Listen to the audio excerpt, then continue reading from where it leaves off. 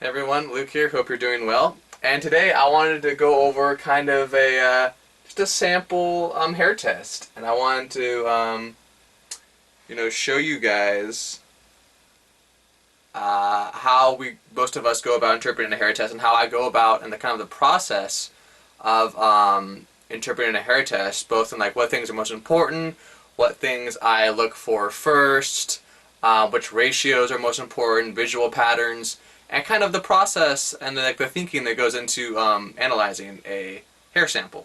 Okay, so I have my iPad here. I'm going to draw on it a little bit just to help you guys out. Okay, so the first thing I'm going to look for is actually four lows. Okay, so calcium, magnesium, sodium, and potassium are the four macros, right? And anytime these four right here are below their ideal levels, that's what we call four lows, okay? So we can see that in this case, this is actually my first hair test, and I was in four lows, okay? Because we know this because if we look at potassium, obviously way below its ideal, sodium, obviously, magnesium, obviously, okay? If we look at calcium, it's a little bit harder to see, but we can look at the number, right? So we know the ideal is 40, the number is 38. So even if we're not sure visually, we can look at the number too. So we see that calcium right here, we see this number right here, is below 40. So calcium is also below its ideal. So we know that this is four lows, okay? So again, these four, calcium, magnesium, sodium, potassium, these are all below their ideal levels, and that's four lows, okay? Now the reason why we look for four lows first is because that needs a separate program, right? So a fast oxidizer program, slow oxidizer program, there's a four lows program. But four lows, it doesn't get a metabolic pack, it doesn't get any any glandulars, right? And so it's a very specific program, and that's the first thing we have to correct on a hair test is the four lows. So that's the first thing I look for is the four lows. So I see the four lows on this, I know it's a four lows, and so I know that they're going to get a four lows program. Okay. Next, I'm just going to kind of look at some other things. Okay. So again, four lows is the first thing, and then we're going to look at it, see if it's slow or fast oxidation. We're going to look for any visual patterns. Okay. So visual patterns include it could be like a bowl pattern. Okay, there's no bowl pattern, right? It could be a hill pattern, no hill pattern. It could be a step down pattern, which looks like this. There's none of that. There's lots of various patterns. There's no calcium share. Well, calcium could be way up here, and that could be a calcium shell. Where calcium is way up here, that would be a calcium shell. All sorts of different things. I don't see anything really like that. Maybe it's almost a step down pattern, but it's not. So I'm looking for slow or fast oxidation. So slow oxidation is where calcium, magnesium are higher than sodium, potassium. Fast oxidation would be where these two right here are higher than these two right here, okay? So these two are lower, these two are higher, so that we know that's slow oxidation, just visually, okay? If they're really close, I do a different thing where I actually calculate the ratios, but in this instance, it's obvious that it's slow oxidation, right? So no, it's going to be a four lows program, and then they're going to eat a slow oxidizer diet, which means less fat, okay? So that's as far as that goes in. Next, we've determined if there's four lows present, we've determined slow oxidation. Then next, I look at the potassium level right here. Anytime it's four or lower, that's sympathetic dominance, which is also a separate program. Because we don't have to really worry about that because it's four lows anyway. But if it was a standard slow oxidizer program, we'd have to see that potassium is low, four or lower, and then that gets a sympathetic dominance program, which is less stimulating. Okay? So then those are the most important ones, right? Then I'm just going to kind of go and just do like a standard visual, right? So we see that iron is high, we see that copper is kind of high, manganese is high, zinc's high, and so we see that I'm eliminating manganese. We see that zinc is high. Zinc is high because it's acting as a protector and protecting me against heavy metals. We see that my iron is somewhat high, my copper is somewhat high. And we see I have a pretty good phosphorus level on my first test. That's a good sign of like some strength there. But the zinc is awfully high. Again, that's actually somewhat of a good sign because it means that my body was using the zinc to protect itself, which is a good sign of like somewhat like a grounded development in that my body is able to protect itself and it's more steadfast that way. Okay, so that's like probably the things that I see here. Eliminating manganese, high iron, copper is actually in a fairly good range. High zinc, good phosphorus level. Okay. Oh, and I just got an email popping up on my iPad.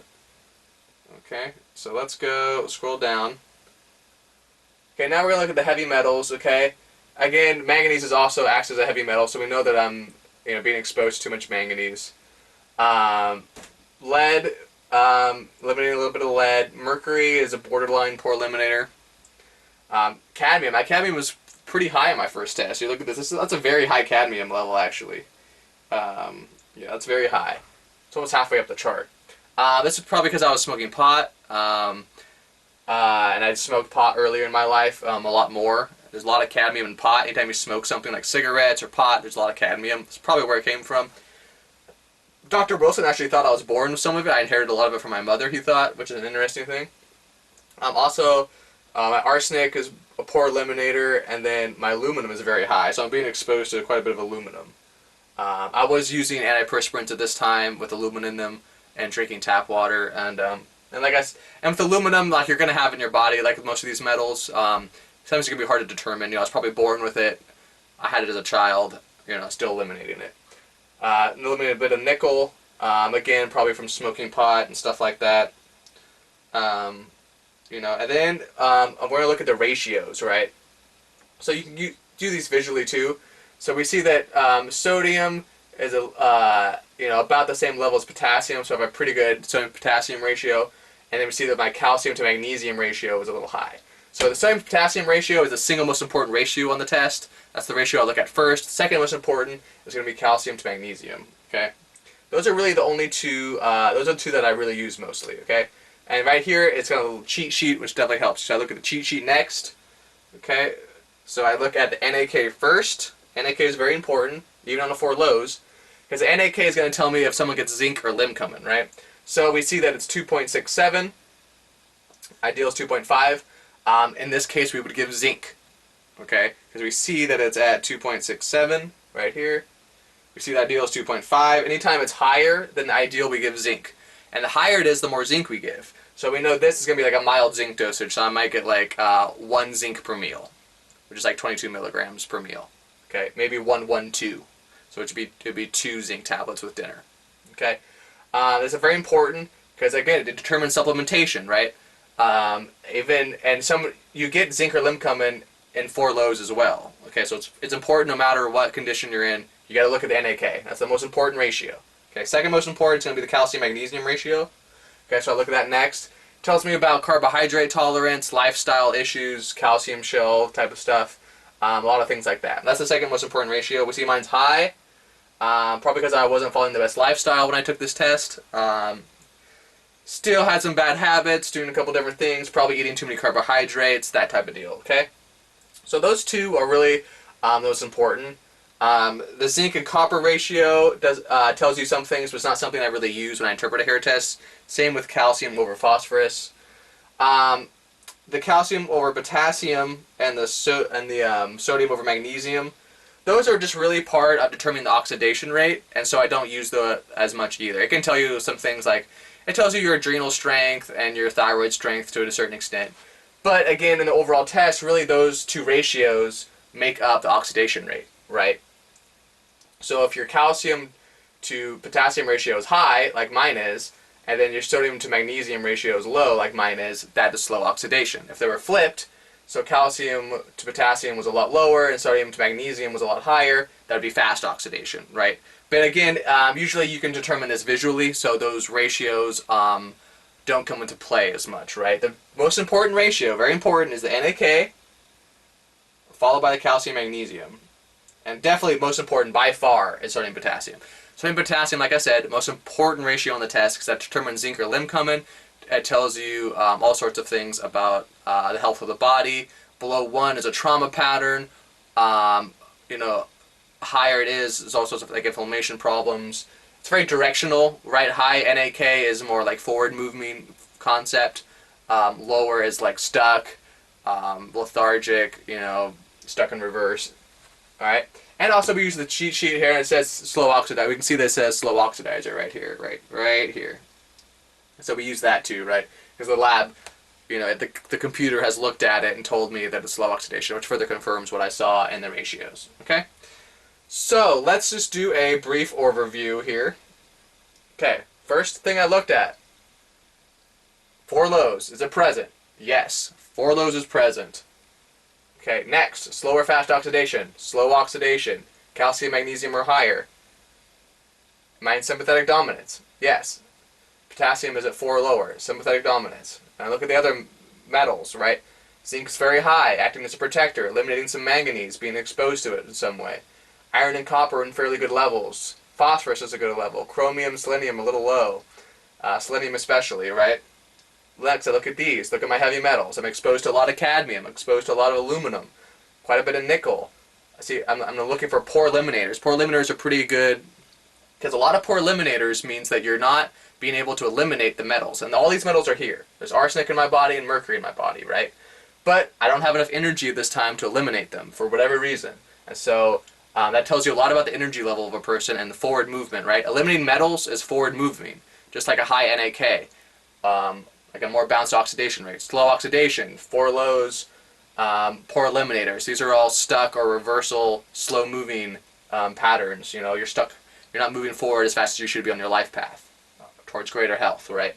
And so we see that I only have a couple poor eliminators, which is good. I'm eliminating quite a bit of my cadmium and aluminum and my lead and my nickel, eliminating my manganese, iron and copper at a good level. So on this test, it's a little bit of both, right? This test is both stuck and a little bit forward moving, right? I'm stuck in 4 lows. I'm in sympathetic dominance. Both are stuck patterns, right? But at the same time, I'm eliminating a lot of heavy metals. My phosphorus and my zinc are, my zinc is acting as it should be, protecting me, and my phosphorus is at a pretty good level, right? Which means, you know, I have a pretty good vitality. And like I said, I was never really sick, even on my first hair test. It's important to realize a lot of my clients are much sicker than I am, or ever was. I had some brain fog issues, didn't have as good energy, some skin issues, things like that. But it's important to realize, and you can tell from my hair test, you know, I do have enough energy to be eliminating some things and hold up my phosphorus level and things like that. And so on this, we see the 4 lows. I get a 4 lows program, so it'll be Paramin, 333, something like that. We see my NAK is at, we see my NAK right here is at 2.67, so we know I'm getting zinc because it's too high. Okay, so zinc is going to be something like 111, 112, and then I'm going to get all the standard products such as GB3. I'm going to get kelp, TMG, and things like that. All the standard ones, okay? But I don't get Megapan, don't get a metabolic pack, and I don't get a glandular, okay? Because I'm in 4 lows, okay? So that's it on this test. Maybe let's go look at another one here if we can. If I can figure this bad boy out. Okay, here we go. So here's my next test. Okay, this one I'm in borderline 4 lows, so we'll skip this. For this as you see my calcium's at 41. Dr. Wilson actually gave me it was like a half 4 lows. I took like 1 megapan a day, and then I took a lot of Paramin. It was like a half, because I'm like half out of 4 lows, you know what I mean? So we had to do like a half 4 lows program. So let's go to my next test then, where I'm actually out of 4 lows. So here's a more standard slow oxidizer program. This is my 3rd test, right? So again, we're going to start with, am I in 4 lows? Am I in 4 lows? No, I am not. Because why? Because my calcium and my magnesium are both above their ideals, right? They would all have to be lower than this level for me to 4 lows. So now I know I get a slow oxidizer program, which means I get Megapan and a glandular. Okay? So we look at that, right? Next, now that we've determined I'm not in 4 lows, we look at my oxidation rate. Again, calcium and magnesium are higher, right? These are higher. You can see it right here. See, if you build like a little wall right here, we see these two are higher than these two. Slow oxidation. So again, slow oxidizer program. Next, we're going to look at sympathetic dominance. Is my potassium 4 or lower? Is it? Yes, it is. It's 4, right? So we know I get a sympathetic dominance slow oxidizer program.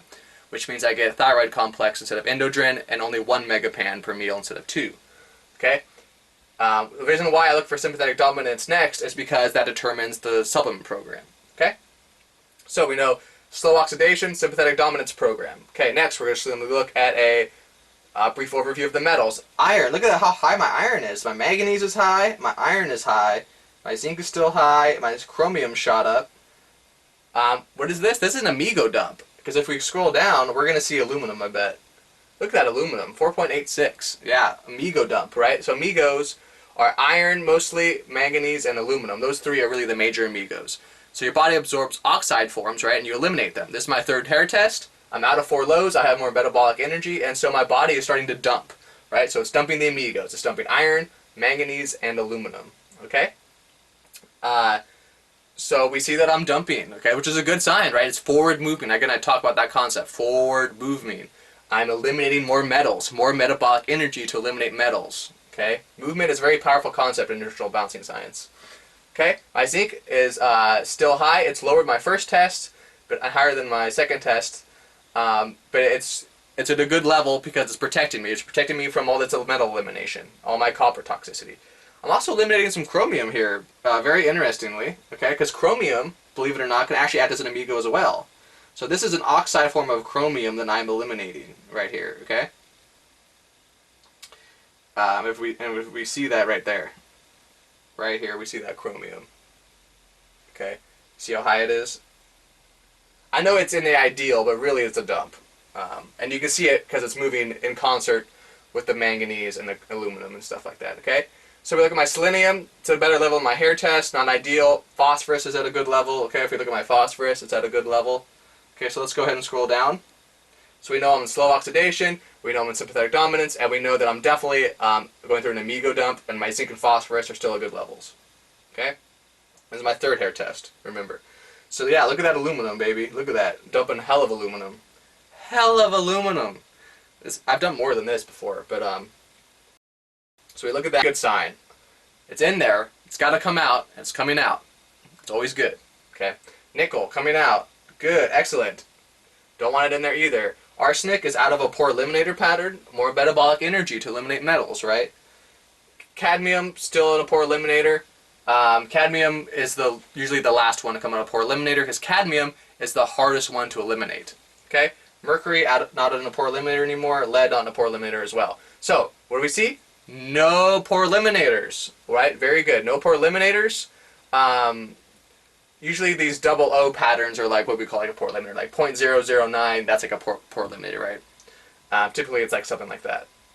So no poor eliminators. Going through an amigo dump, eliminating nickel, tons of aluminum. Okay, so this is all a good sign, right? Thumbs up, right? Out of 4 lows into slow oxidation, going through an amigo dump. All these are forward movement concepts, right? So we go and we look at my NAK. NAK is still high, which is good. You know, high is better than low, so we see that my NAK right here is at 3. Okay, so I'm going to stay on the zinc. Okay, if it had dropped below 2.5, I'd be on limb coming. So we know that I get zinc, and we know that it's a slow oxidizer sympathetic dominance program.